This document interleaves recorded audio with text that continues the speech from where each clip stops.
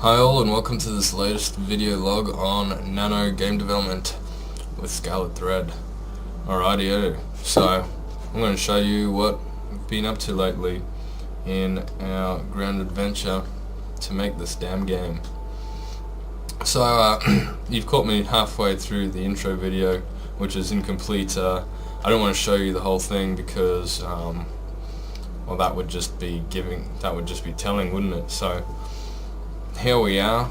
I won't tell you what's going on, but yeah, play through this.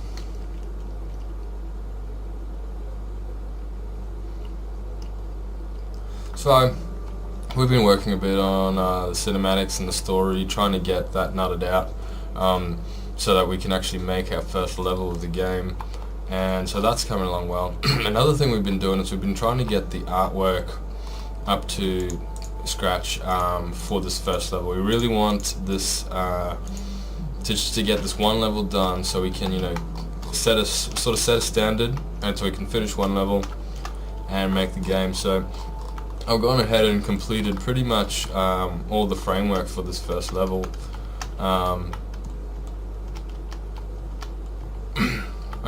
Though it's still a bit empty.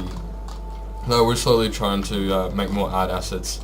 We pretty much decided that all art assets are going to be self-made rather than bought, because there's varying quality with bought assets, I find, and it's just annoying. These console things are actually from Dexsoft, but they might change. I might leave them in, but we'll be mostly doing our own stuff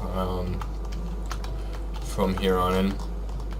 And so you can see there's a few more art assets, and I've been working on construction sets. So if you notice, the whole game is made out of this level construction set. This whole level, sorry, it contains floors and walls and gates and stuff. And I figured making construction set sort of libraries of models is a good idea, because you can sort of make more with it. And here you can see here's a different type of construction set I made. Me and Rob have made.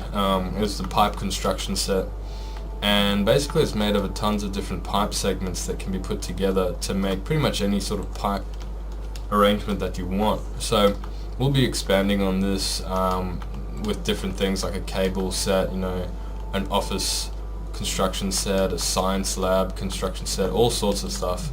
You know, we'll need like a bathroom construction set for these areas, but we're just, you know, starting to get that look is what we want to do now.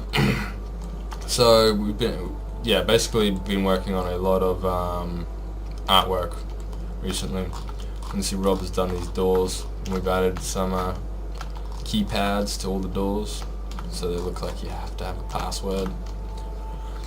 Anyway, so that's that part. I've already shown you about the constructor pad and what it does, so I won't go into that, all that gizmos. However, this is something you haven't seen before. This is sort of a work in progress, mostly finished, but a work in progress. And to you right now, it just looks like a big ditch or a big floor. It's rather flat. However, this is something that I call a variable room. And I'll show you what I mean by that. I've hard-coded some keys to control the variable room.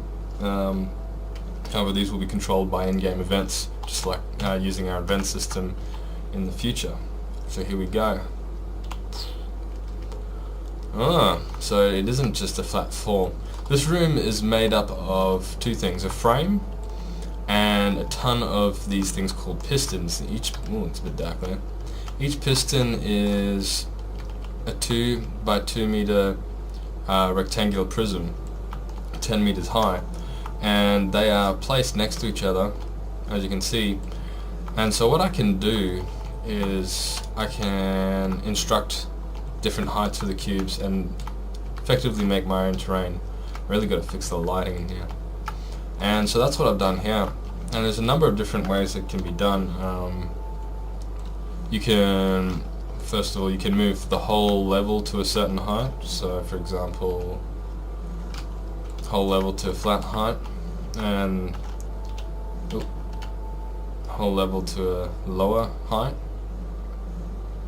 Go back to the high height. You can set a row or a column to go up. Oops, wrong one. So there's a row, and you can choose columns as well. You can also choose individual blocks to go up, or you can define a map.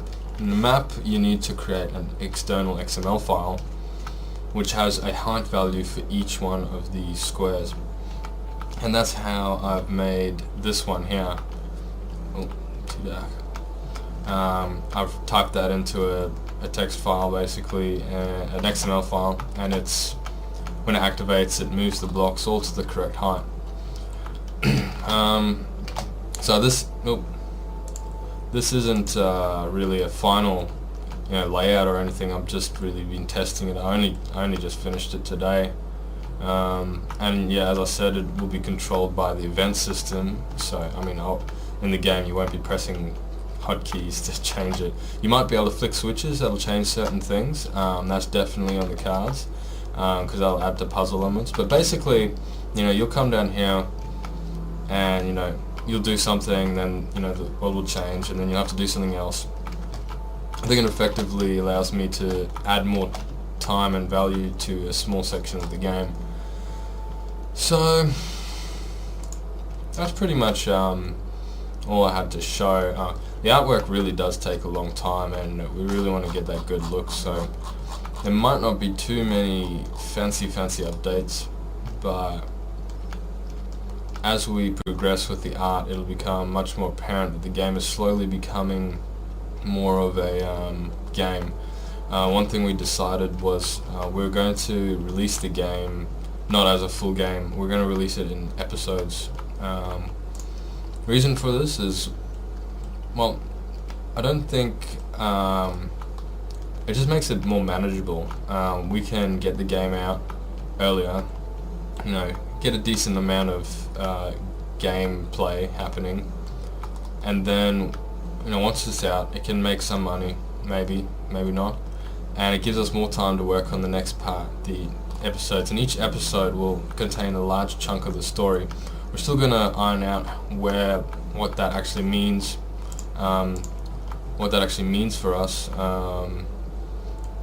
whether that involves how long an episode is, for example, and if each episode will have a significant event happen in it.